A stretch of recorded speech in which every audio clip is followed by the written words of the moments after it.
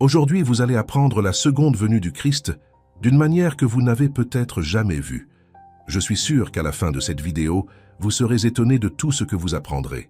Le même Jésus qui est né dans une crèche, a grandi dans un atelier de menuiserie et est mort sur une croix, a également été glorieusement ressuscité.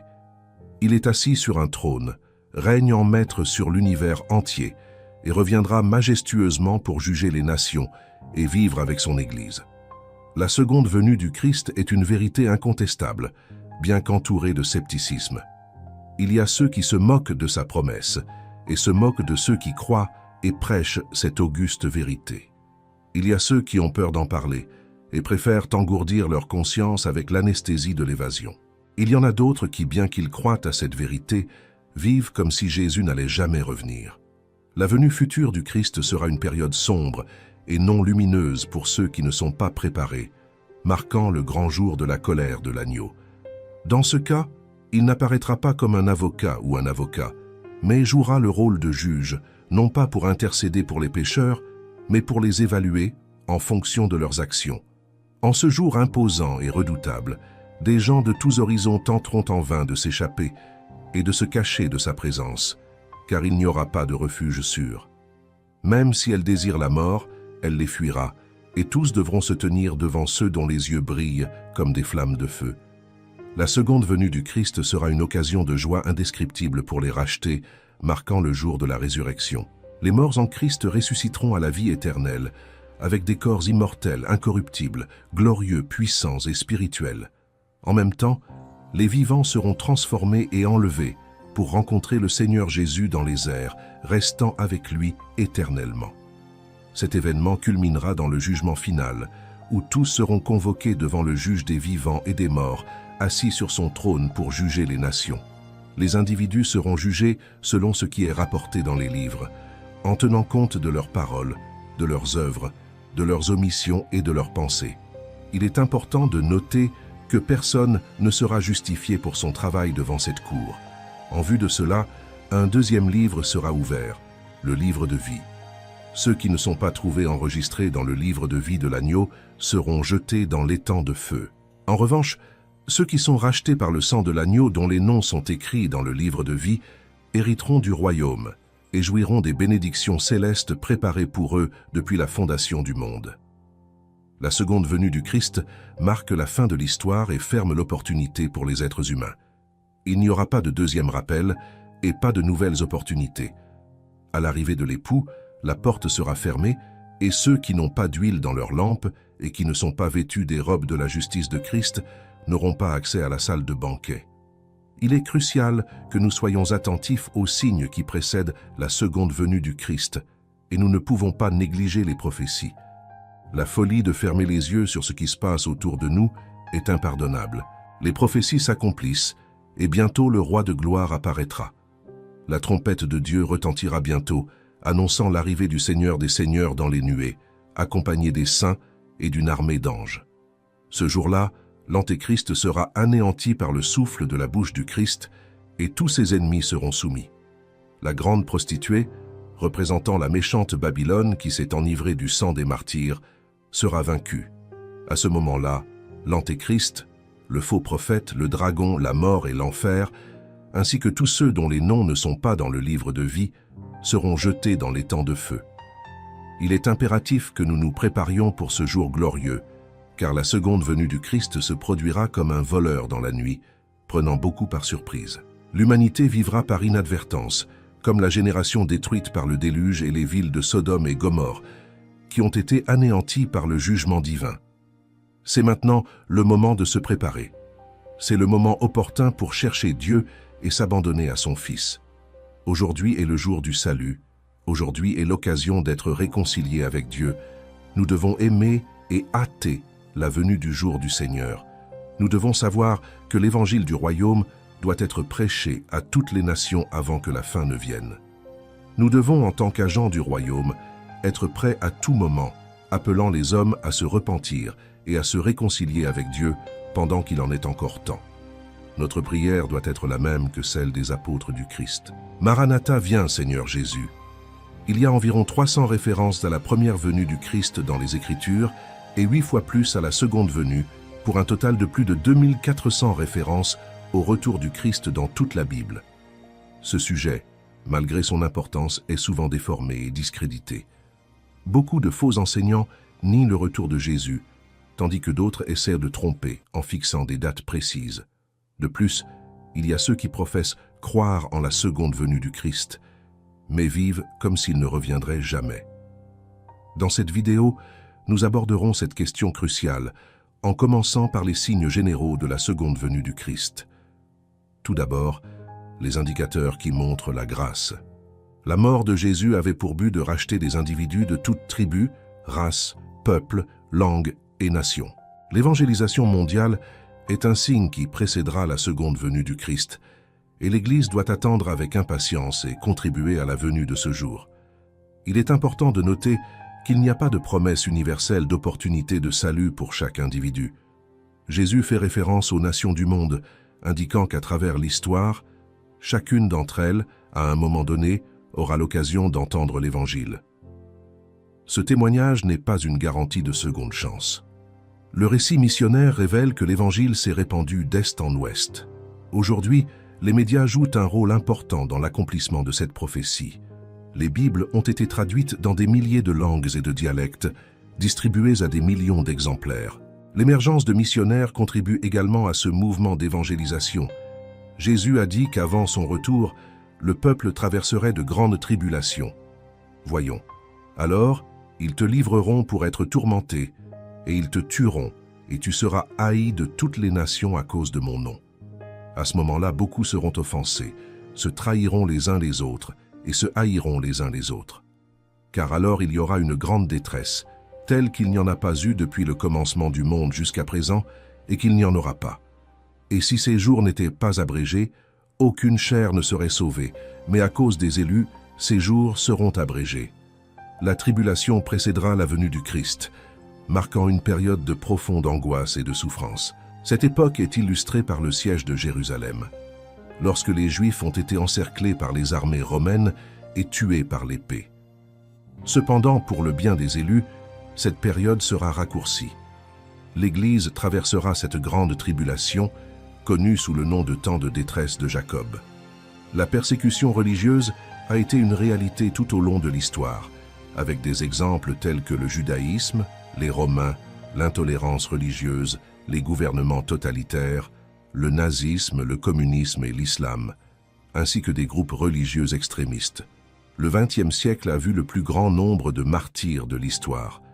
Cette grande tribulation englobe un certain nombre d'événements, y compris l'apostasie, la manifestation de méchanceté de l'homme et la brève période de Satan. Jésus a également parlé de l'apostasie qui sera évidente avant sa venue. Voyons, si quelqu'un vous dit « Voici que le Christ est ici ou là », ne le croyez pas, car de faux Christ et de faux prophètes se lèveront et feront de si grands signes et de si grands prodiges que, s'il était possible, ils séduiraient de même les élus. L'apostasie décrite dans Matthieu est un signe significatif signalé par le Christ pour sa seconde venue, marqué par la montée de faux messies, de prophètes chrétiens, de ministres et de frères promouvant un faux évangile. Dans les derniers jours, le Christ a averti qu'un faux christianisme caractériserait cette période. Nous observons une résurgence de l'ancien gnosticisme et la montée de nouveaux et faux évangiles aujourd'hui. La seconde venue sera précédée par l'abandon de la foi authentique, avec une augmentation de la tromperie religieuse.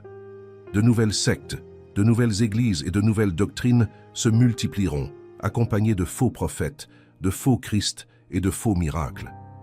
Nous assistons à une explosion de la fausse religion, l'islam et le catholicisme romain, rassemblant des milliards d'adeptes. Parallèlement à la croissance du spiritualisme kardéciste et des cultes afro, les grandes religions orientales, telles que le bouddhisme et l'hindouisme, maintiennent des millions de personnes dans l'aveuglement spirituel. Les sectes orientales et occidentales se sont développées vigoureusement, accompagnées de graves déviations théologiques telles que le libéralisme, le mysticisme et le syncrétisme. De nombreux séminaires qui formaient autrefois des théologiens et des missionnaires dévoués sont maintenant impliqués dans le libéralisme, conduisant de nombreuses églises historiques à leur mort en Europe, en Amérique et au Brésil. Poussés par le libéralisme, Certains fidèles sont devenus sceptiques, niant même la résurrection et qualifiant les miracles de mythes. Le mysticisme gagne du terrain dans les églises modernes, déformant la vérité. Les églises se transforment en entreprises, les chaires en comptoirs commerciaux, les temples en lieux de négociation et l'évangile en produit de consommation, tandis que les croyants sont considérés comme des consommateurs. Dans le livre de Matthieu, la dépravation morale est également discutée. Et parce que l'iniquité abondera, l'amour de beaucoup se refroidira.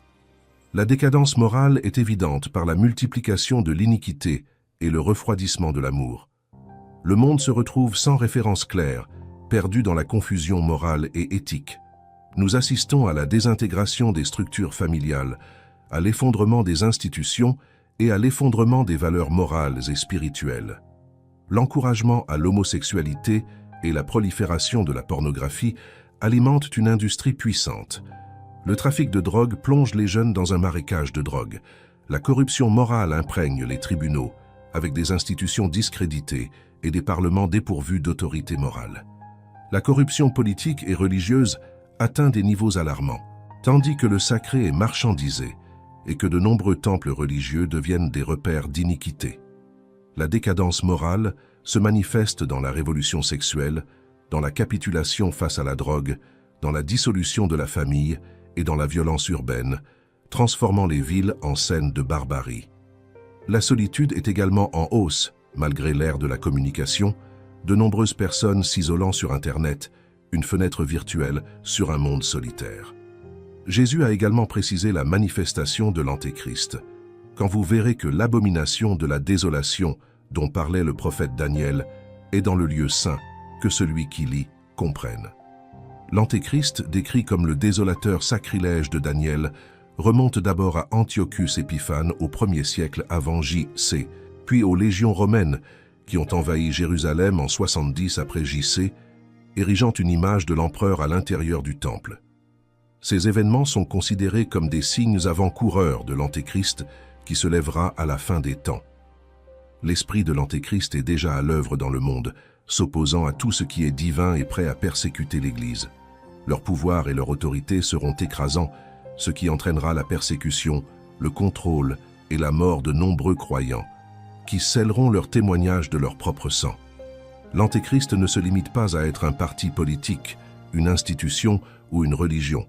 C'est un individu sans scrupules, une manifestation de Satan, travaillant avec la force et la puissance du malin. Il se lèvera en temps d'apostasie, régnera par la tyrannie et persécutera cruellement les saints de Dieu, blasphémant le divin. Cependant, à l'apogée de son influence, Christ reviendra dans la gloire et l'anéantira par le souffle de sa bouche dans une bataille finale, connue sous le nom d'Armageddon, où la seule arme utilisée sera l'épée tranchante qui sort de la bouche du Seigneur Jésus. Jésus a également parlé des guerres et des tremblements de terre, car une nation se lèvera contre une nation et un royaume contre un royaume, et il y aura des famines, des pestes et des tremblements de terre en divers endroits. Le monde est trempé de sang. Il y avait plus de temps pour la guerre que pour la paix.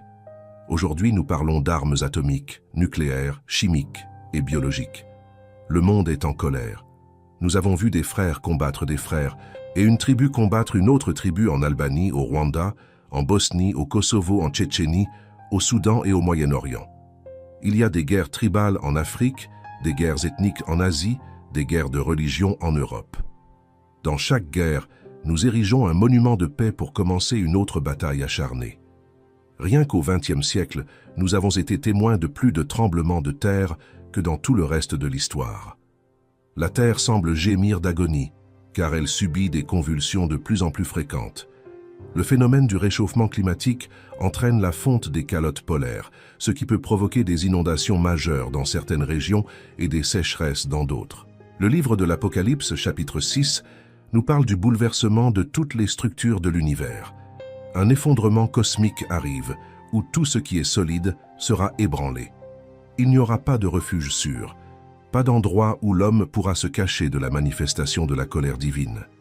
Même dans son angoisse, l'homme ne trouvera pas d'échappatoire, cherchant refuge dans des grottes et aspirant à sa propre mort. Au retour glorieux du Christ, les cieux s'écrouleront avec un bruit retentissant. Dieu sauvera la création elle-même de son état de servitude. À ce moment-là, la nature trouvera son harmonie perdue, sans tension et étant complètement au-delà, comme mentionné dans le verset cité précédemment. Pendant ce temps, nous aurons la présence de famines et d'épidémies. La faim est un sous-produit des guerres. La faim tue aujourd'hui plus de gens que la guerre. Le président américain Eisenhower, en 1953, a déclaré « Le monde ne dépense pas seulement de l'argent pour des armes, il dépense la sueur de ses ouvriers, l'intelligence de ses scientifiques et l'espoir de ses enfants. Nous avons dépensé 500 000 sacs de blé pour un seul avion de guerre et un seul missile, nouveau pour 800 personnes. Pendant ce temps, les épidémies se propagent et terrifient l'humanité. La grippe aviaire en Asie effraie le monde, la fièvre afteuse au Brésil a ébranlé notre économie, le sida se développe et fait des millions de victimes dans le monde, mais aussi le Covid-19 qui a tué des millions de personnes dans le monde. Chaque jour, une nouvelle épidémie émerge, défiant la science et laissant l'humanité perplexe. Nous entrons dans une sorte d'entonnoir dans l'histoire. La fin approche. Jésus a clairement indiqué que sa seconde venue sera soudaine, car comme l'éclair sort de l'Orient et brille vers l'Occident, ainsi sera la venue du Fils de l'homme. La seconde venue du Christ sera soudaine et inattendue. Son apparence ressemblera à un éclair, un clin d'œil ou le mouvement soudain de la queue d'un poisson. Il n'y aura pas de possibilité de préparation de dernière minute. Au moment où l'époux arrivera, il sera trop tard pour remplir les lampes d'huile. Vivre négligemment n'est pas sage. La seconde venue du Christ prendra les gens par surprise. Ce jour ne sera pas prévisible. Les gens seront occupés par leurs activités quotidiennes, se marier, acheter et vendre, sans tenir compte de Dieu dans leur vie. La seconde venue du Christ sera glorieuse. Sa réapparition sera personnelle, physique, visible, audible et publique. Le même Jésus qui est monté au ciel reviendra de la même manière. Votre arrivée sera personnelle et remarquée, visible par tous. Elle sera vue par tous les yeux, accompagnée du son de la trompette de Dieu. Il n'y aura pas d'enlèvement secret suivi d'une apparition visible. Votre venue sera unique. Jésus apparaîtra au ciel sur un cheval blanc, entouré d'une suite céleste. Il descendra du ciel au son de la trompette de Dieu, enveloppé de nuages, accompagné de ses saints anges et des rachetés. Votre arrivée sera marquée par une grande splendeur et majesté.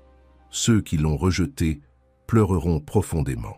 Pour eux, ce sera un jour de ténèbres et non de lumière, un jour de jugement où ils feront face à la peine de la destruction éternelle. Les puissants de la terre, conscients de leurs conditions perdues, désespéreront en se frappant la poitrine de terreur devant la magnificence du Christ dans toute sa gloire. La terreur des méchants est décrite de manière vivante dans Apocalypse 6. Jésus a également dit que sa seconde venue sera victorieuse.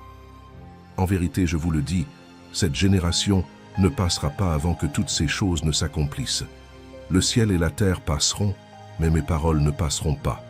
Ce sera une victoire. Jésus viendra rassembler son Église. Des anges seront envoyés pour rassembler les élus des 4 coins du monde, d'un bout à l'autre du ciel. Les élus de Dieu seront convoqués. La Bible déclare que lorsque Christ reviendra, les morts en Christ ressusciteront en premier, dotés de corps incorruptibles, immortels, puissants, glorieux, spirituels et célestes, semblables au corps glorieux de Christ. Ceux qui sont vivants seront transformés et enlevés pour rencontrer le Seigneur dans les airs, et donc nous serons avec lui pour toujours. Ce sera un jour de triomphe. Nos peines seront consolées, nous serons invités aux noces de l'agneau. Alors nous entendrons les paroles. « Venez, vous qui êtes bénis de mon Père, entrez dans la possession du royaume préparé pour vous depuis la fondation du monde. » Jésus viendra aussi juger ceux qui l'ont crucifié. Il jugera les vivants et les morts. Ceux qui ont échappé à la justice humaine ne pourront pas fuir le tribunal de Christ. Ce jour-là, l'argent n'aura aucune valeur. Le pouvoir politique ne sera pas utile. Ils devront faire face à l'agneau qu'ils ont rejeté. Dans la salle d'audience, les méchants auront des témoins qui témoigneront contre eux. Tes paroles te condamneront, tes œuvres te condamneront, tes pensées te condamneront, et tes péchés cachés scelleront ta sentence de mort éternelle. Tout cela arrivera, et il ne servira à rien de dire qu'ils n'ont pas été avertis, car Jésus a laissé des avertissements clairs. Voyons, apprenez donc cette parabole du figuier. Quand ses branches sont tendres et poussent des feuilles, vous savez que l'été est proche. De même, quand vous voyez toutes ces choses, sachez qu'il est proche, aux portes. Alors que ces événements commencent à se dérouler, nous devons reconnaître que notre rédemption est proche. Le figuier germe déjà, les signes se manifestent clairement. Le livre de l'Apocalypse nous enseigne que Dieu n'exécute pas son jugement sans d'abord sonner de la trompette. Les signes de la seconde venue sont comme des trompettes divines, annonçant l'approche du Seigneur. Ces trompettes nous avertissent de leur arrivée imminente. Il a promis qu'il reviendrait, et sa promesse est certaine. « Voici, je viens bientôt », a-t-il dit. La Bible déclare que Jésus reviendra bientôt. Les signes de sa venue, comme nous le rappelle le glorieux hymne, deviennent chaque jour plus évidents, indiquant que sa venue est proche. La parole de Dieu est infaillible. Le ciel et la terre peuvent passer, mais la parole de Dieu durera éternellement. Cette parole est digne de toute notre confiance.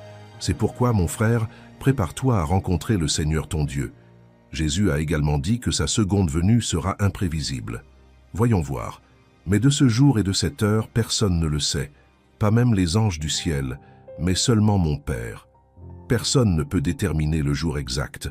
Cela est entièrement entre les mains souveraines de Dieu. Lorsque les disciples ont interrogé Jésus sur le moment de cet événement, il a répondu « Ce n'est pas à vous de connaître les temps ou les saisons que le Père a réservés à sa seule autorité. Ni les anges, ni le Fils ne connaissent ce jour. Ceux qui ont essayé de prédire les dates ont échoué. Ceux qui abordent les prophéties avec une curiosité frivole, en étudiant les cartes eschatologiques, commettent une grave erreur. Si nous ne connaissons ni le jour ni l'heure, il serait insensé de vivre sans souci. Jésus a également dit que sa seconde venue sera inattendue. Voyons, et comme il en fut du temps de Noé, ainsi en sera-t-il de la venue du Fils de l'homme. Car, de même qu'aux jours qui précédèrent le déluge, ils mangeaient, buvaient, se mariaient et donnaient en mariage jusqu'au jour où Noé entra dans l'arche, et ils ne s'en aperçurent pas, jusqu'à ce que le déluge vienne et les prit tous. Il en sera de même de la venue du Fils de l'homme. Quand Jésus reviendra, les gens seront insouciants, tout comme la génération du déluge. Ils seront immergés dans leurs propres intérêts, sans se rendre compte de l'imminence de ce moment. Manger et boire, se marier et élever une famille ne sont pas des activités intrinsèquement mauvaises. Ils font partie de la vie quotidienne. Cependant, vivre sans reconnaître l'imminence du retour de Jésus, c'est agir comme la génération antédiluvienne qui a été prise au dépourvu par le déluge. Beaucoup aujourd'hui sont occupés par leurs activités quotidiennes telles que l'achat, la vente, le mariage et la fondation d'une famille. Ils continueront dans cette vie insouciante jusqu'au jour où Jésus reviendra. Ensuite, il sera trop tard. Il n'y a rien d'intrinsèquement mauvais dans ces activités. Cependant, lorsque les gens s'empêtrent tellement en eux qu'ils oublient Dieu, ils se préparent à la ruine. Jésus a également dit que sa seconde venue sera pour le jugement. Voyons voir. Alors, quand il y en aura deux dans les champs, l'un sera enlevé et l'autre laissé. Si deux moudent dans le moulin, l'un sera enlevé et l'autre sera laissé. À ce moment-là, il sera trop tard pour toute préparation. Il n'y aura que deux destins, ceux qui jouiront des béatitudes éternelles et ceux qui feront face au jugement. Comme décrit dans les Écritures, deux seront ensemble dans le champ, l'un sera pris et l'autre sera laissé. Deux seront broyés dans le moulin, un sera pris et l'autre sera laissé. Certains seront considérés comme étant avec le Seigneur pour toujours, tandis que d'autres seront laissés face au jugement éternel. La seconde venue du Christ marque la fin de toutes les opportunités. Il n'y aura pas de seconde chance, pas d'autre appel au salut. Ce jour-là, la fenêtre d'opportunité se fermera irrévocablement. Les vierges folles frapperont en vain et les appels à la miséricorde seront inutiles. La venue du Christ est unique et sera immédiatement suivie de son assise sur le trône de gloire pour le grand jugement. C'est pourquoi Jésus a dit que nous avons besoin de vigilance. Voyons, veillez donc, car vous ne savez pas à quelle heure votre Seigneur vient. Mais considérez ceci, si le maître de maison avait su à quelle veille de la nuit le voleur viendrait, il veillerait et ne laisserait pas entrer par effraction dans sa maison. Soyez donc vigilants aussi, car le Fils de l'homme vient certainement à une heure où vous ne pensez pas. Le message de Jésus est clair, nous devons être vigilants. Tout comme l'arrivée d'un voleur, Jésus viendra par surprise sans prévenir, sans prévenir, sans parler. Il est crucial de rester vigilant et préparé, car nous ne connaissons ni le jour ni l'heure de sa venue. Nous devons vivre en vigilance constante. On a demandé un jour au grand revivaliste méthodiste John Wesley « Qu'aimeriez-vous faire quand Jésus reviendra ?» Sa réponse a été simple « J'aimerais faire ce que je fais tous les jours, car chaque jour j'attends avec impatience la venue du Seigneur Jésus. » L'apôtre Paul a exprimé son amour pour la venue du Seigneur dans sa dernière épître, tandis que l'apôtre Pierre nous exhorte à attendre et à hâter son arrivée. Nous devons vivre dans la sainte attente de la seconde venue du Christ, en priant « Maranatha ». Allons, Seigneur Jésus. Alors que ceux qui vivent dans les ténèbres seront surpris, nous, en tant qu'enfants de lumière, devons vivre dans la sainte attente du retour du Christ. Nous ne devons pas nous livrer à l'ivrognerie, à l'obscurité ou à l'immoralité. Alors que la vie des méchants est comme les ténèbres sans discernement, la vie des justes brille de plus en plus jusqu'au jour parfait. Jésus a conclu son discours prophétique par une parabole sur un homme qui voyageait et confiait ses biens à 2 serviteurs. Se préparer à la venue du Seigneur exige de la fidélité dans le service. Un serviteur fidèle s'occupait de tout avec diligence, sachant qu'il aurait à rendre des comptes. Son maître le récompensa par de plus grandes responsabilités. D'autre part, un serviteur infidèle a négligé ses devoirs, agissant avec insouciance et cruauté. Lorsque son Seigneur revint à l'improviste, il fut sévèrement puni. Ce serviteur a manifesté 3 attitudes: l'insouciance, le manque d'amour et la dissipation. Comment vivez-vous dans la sainteté ou en négligeant ton Seigneur parce que tu penses que ton retour est loin? Ajustez votre vie avec Jésus, car vous serez bientôt appelés à rendre des comptes. Vivez aujourd'hui comme s'il revenait demain. Le dernier jour approche. L'apôtre Paul, lorsqu'il écrit sa lettre aux frères de Thessalonique, parle de 2 choses importantes qui se produiront avant la seconde venue de Jésus-Christ. Premièrement, il dit qu'il y aura de l'apostasie. Voyons. Maintenant, frères, nous vous supplions par la venue de notre Seigneur Jésus-Christ et par notre rassemblement avec lui, de ne pas vous ébranler facilement de votre esprit et de ne pas vous troubler, ni par l'esprit, ni par la parole, ni par l'épître, comme de nous, comme si le jour du Christ était proche. Que personne ne vous séduise en aucune façon, car il n'en sera pas ainsi à moins que l'apostasie ne vienne d'abord, et que l'homme du péché, le fils de perdition, ne soit révélé. Le mot grec « apostasie » désigne une chute, une rébellion, un retour en arrière. Il fait référence à une apostasie finale qui se produira immédiatement avant la venue de Jésus-Christ. Cette apostasie sera une intensification et un point culminant d'une rébellion déjà en cours, puisque le mystère de la méchanceté est déjà à l'œuvre dans le monde. Le fait que le jour du Seigneur sera précédé d'apostasie a également été clairement prédit par le Seigneur dans son sermon prophétique écrit dans Matthieu. Notez que Paul mentionne également la montée de l'homme d'iniquité, c'est-à-dire l'Antéchrist. Le mouvement de l'apostasie atteindra son apogée lorsque son chef suprême, l'adversaire juré de Dieu, l'homme d'anarchie, sera révélé. Cet homme d'iniquité, également connu sous le nom de fils de perdition et de méchant, est une référence paulinienne à l'Antéchrist. Tout comme Jésus aura sa révélation, l'Antéchrist aura aussi sa manifestation. Cela souligne le caractère surhumain de la personne mentionnée, car cela le place comme la contrepartie de la révélation du Seigneur Jésus-Christ lui-même. Le texte en question concentre son attention sur la personne, l'activité et la défaite de l'Antéchrist. Lors de sa seconde venue, Christ mettra tous ses ennemis sous ses pieds et triomphera de tous. Voyons voir. Car il faut qu'il règne jusqu'à ce qu'il ait mis tous ses ennemis sous ses pieds. Jésus nous prépare une place.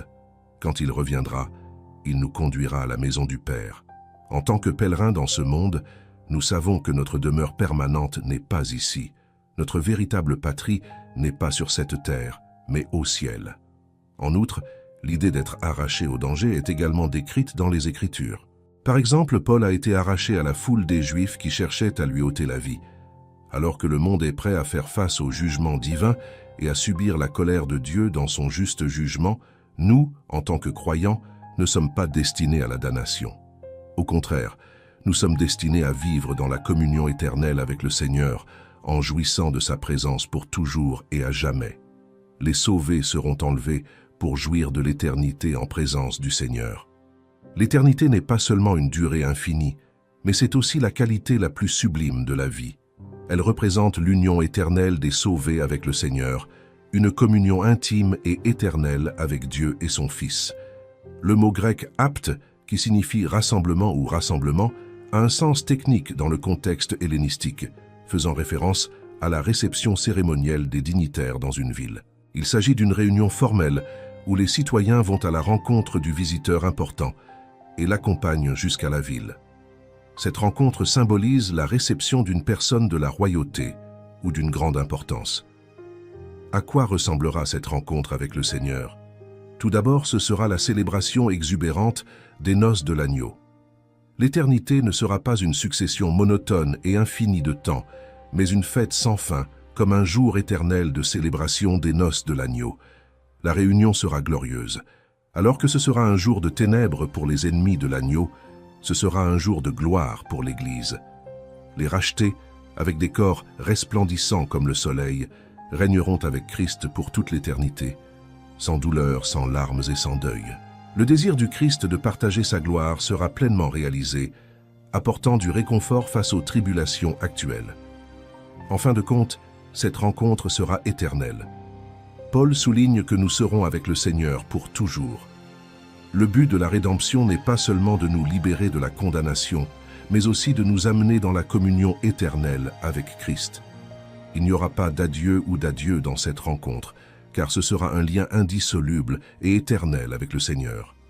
Jean, dans Apocalypse 19, voit Jésus se lever triomphalement du ciel, où les portes célestes s'ouvrent, non pas pour qu'il entre, mais pour que Jésus et son armée en sortent. C'est la préfiguration de la dernière scène de l'histoire, où Jésus se prépare pour la bataille finale contre les forces des ténèbres pendant le temps de la grande tribulation. Alors que Satan déchaîne ses dernières attaques et que l'Antéchrist, avec le faux prophète, séduit le monde et persécute l'Église, Jésus se révèle comme le conquérant suprême, émergeant soudain en majesté et en gloire. Jésus, décrit comme l'époux, est vu dans l'Apocalypse comme le roi des rois. L'époux se caractérise par sa fidélité et sa véracité, contrairement à l'Antéchrist, qui est trompeur et faux. Il est aussi celui qui sonde toutes choses. Ses yeux enflammés ne laisseront rien cacher, jugeant les paroles, les actes et les secrets du cœur. Même ceux qui ont échappé au jugement humain ne fuiront pas la justice divine. L'époux est le conquérant suprême, avec de nombreuses couronnes ornant sa tête, symbolisant sa victoire incontestée et sa position de conquérant. Son être est insondable, ce qui indique que nous ne comprendrons jamais pleinement sa grandeur et son mystère. L'époux, représenté comme le roi des rois, est la parole de Dieu en action. Il est le juge suprême qui règne sur toute la terre. Sa robe est souillée, non pas du sang de la croix, mais du sang des ennemis, venant juger et soumettre ceux qui s'opposent à lui. Il est exalté comme le roi des rois et le Seigneur des seigneurs, devant qui tout genou doit fléchir. Les armées de l'époux accompagnent sa glorieuse descente du ciel, venant dans la gloire pour la bataille finale. Jésus viendra avec ses anges et les racheter, montés sur des chevaux blancs et vêtus de robes blanches, symbole de sa victoire et de sa justice. La défaite des ennemis par le roi des rois est décrite tout au long de sa venue, tandis que les rachetés sont invités aux noces de l'agneau. Les oiseaux de proie sont appelés à se nourrir des ennemis vaincus. Ce contraste entre les deux banquets symbolise la victoire complète du Christ sur toutes les puissances terrestres à Armageddon. Dans la bataille finale, Jésus triomphe de ses ennemis sans avoir besoin de se battre, détruisant l'Antéchrist d'un souffle de bouche. Ce jour sera un jour de ténèbres pour les ennemis de Dieu, car personne ne pourra échapper à la colère de l'agneau. Les méchants seront jetés dans l'étang de feu, où ils seront tourmentés pour toujours, tandis que l'Église jouira de la communion éternelle avec le Christ aux noces de l'agneau. Par conséquent, il est crucial d'être prêt à rencontrer le Christ lorsqu'il reviendra en tant que roi des rois et seigneur des seigneurs. Le récit historique est terminé. Le jugement dernier a déjà eu lieu, et les adversaires de l'agneau et de l'Église ont été condamnés à l'étang de feu. Pendant ce temps, les rachetés célèbrent les noces de l'agneau. Apocalypse 21 représente le point culminant de la révélation, où le paradis perdu est maintenant restauré, l'homme autrefois déchu est maintenant exalté dans la gloire et le plan divin a atteint la victoire finale. Le temps cosmique cède la place à l'éternité. La rédemption n'a pas atteint seulement l'Église, mais s'est étendue à l'univers entier. Paul dit que la nature est soumise à l'esclavage du péché, gémissant dans l'attente d'être délivrée de son esclavage. Lorsque le Christ reviendra, la nature elle-même sera rachetée, ce qui donnera lieu à un univers complètement restauré. Dieu ne créera pas un nouveau ciel et une nouvelle terre à partir de rien, mais transformera l'ancien en nouveau. Le nouveau ciel et la nouvelle terre n'impliquent pas une nouvelle création, mais plutôt un renouvellement de ce qui existe déjà. Comme il est écrit dans le livre d'Ésaïe, chapitre 65 et suivant, « Tout comme notre corps glorifié s'élève de notre corps terrestre, l'univers en sera de même. Le ciel et la terre passeront par le feu purificateur. Il ne s'agit pas d'annihilation, mais de renouveau. Il ne s'agit pas d'une édition complètement nouvelle, mais plutôt d'une continuité entre l'ancienne et la nouvelle. Il n'y aura plus de division entre le ciel et la terre. Le ciel et la terre deviendront la demeure de Dieu et de son Église glorifiée. Ainsi, les prophéties qui parlent de la terre remplie de la connaissance du Seigneur s'accompliront. Tout comme les eaux recouvrent la mer, cette période ne sera pas limitée à 1000 ans, mais sera éternelle. L'Apocalypse dit que toute l'Église glorifiée descendra du ciel sur la terre. Elle viendra en tant qu'épouse de l'agneau pour le festin de noces. Par conséquent, nous comprenons que l'Église glorifiée ne restera pas seulement au ciel, mais passera aussi l'éternité sur la nouvelle terre. Il n'y aura plus aucune forme de contamination dans le nouveau ciel et la nouvelle terre. Il n'y aura plus de rébellion, de souillure ou de péché. Qui ne sera pas présent dans le nouveau ciel et la nouvelle terre? En premier lieu, ceux qui sont indifférents à l'extérieur de la ville sainte seront exclus. Les lâches et les mécréants resteront. Les lâches représentent les indécis, ceux qui craignent le danger et évitent de confesser le nom du Christ pour ne pas en subir les conséquences. Ils préfèrent ne pas s'engager, même s'ils croient à la vérité, de peur de passer à côté des plaisirs mondains ou d'être persécutés. Les incroyants, en revanche, sont ceux qui cherchent d'autres voies de salut, rejetant l'offre gratuite de l'Évangile. Deuxièmement, les moralement corrompus seront exclus. L'abominable, les meurtriers et les impurs seront hors du ciel. Les abominables sont ceux qui ont abandonné toute moralité et se livrent au péché et aux vices du monde, au mépris des normes éthiques. Les meurtriers sont ceux qui prennent la vie d'autrui, que ce soit par l'avortement, l'homicide ou la diffamation.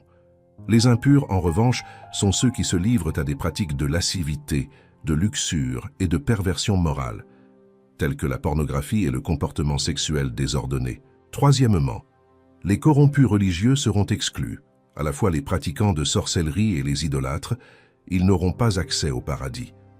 Les pratiquants de sorcellerie sont ceux qui sont impliqués dans l'occultisme, le spiritisme et d'autres pratiques mystiques qui défient l'autorité divine. Ils invoquent les morts et les démons sans tenir compte du Seigneur et se livrent souvent à la toxicomanie.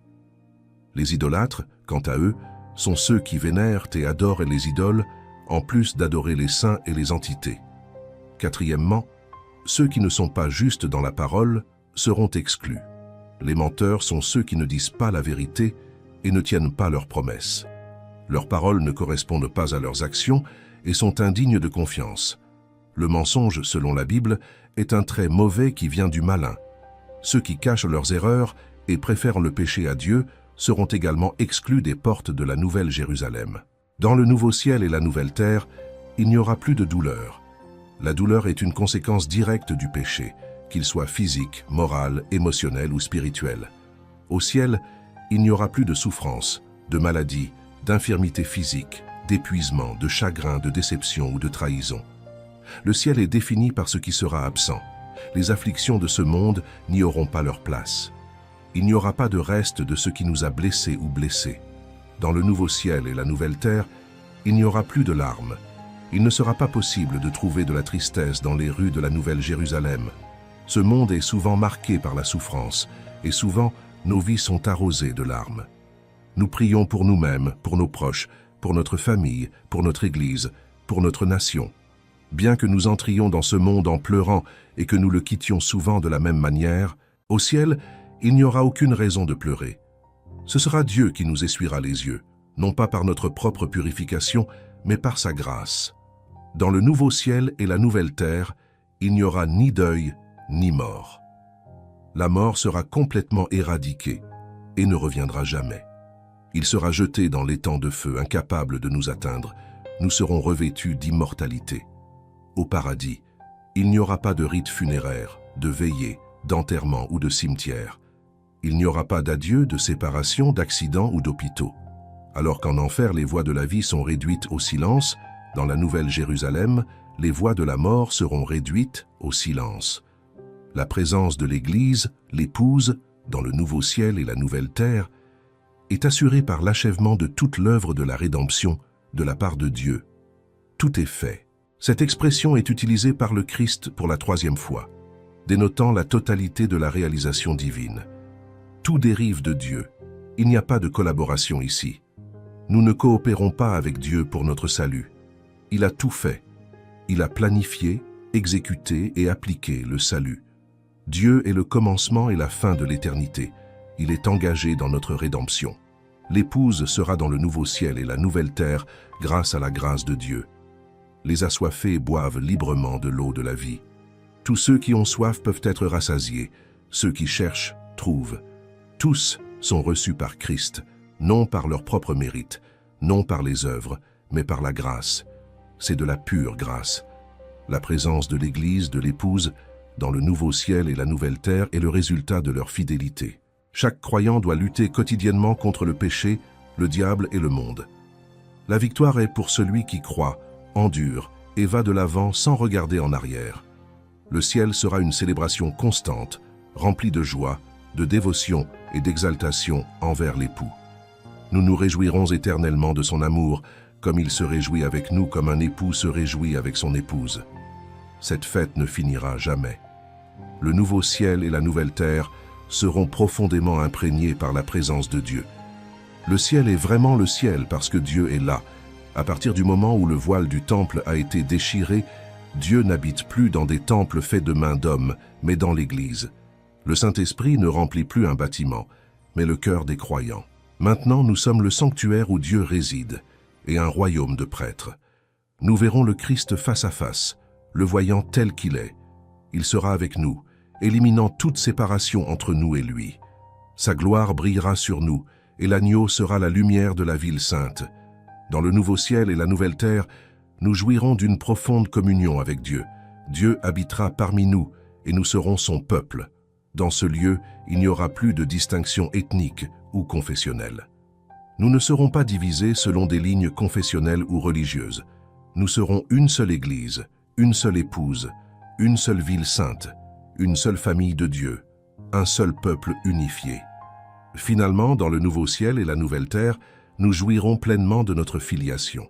L'Église est l'épouse de l'agneau et la fille du Père. Nous hériterons de notre héritage incorruptible et jouirons des richesses insondables du Christ. Nous serons cohéritiers avec lui, glorifiés comme fils de Dieu Tout-Puissant, prêts à régner avec le Roi des Rois. C'est pourquoi nous disons « Maranatha, viens le temps, Seigneur Jésus ». Si vous avez aimé cette vidéo, je vous demande de laisser votre commentaire sur ce que vous avez aimé. Cela permettra à plus de gens d'être touchés par cette vérité. Que Dieu bénisse votre vie, tenez bon. Ensemble, nous attendons avec impatience le retour de Jésus-Christ.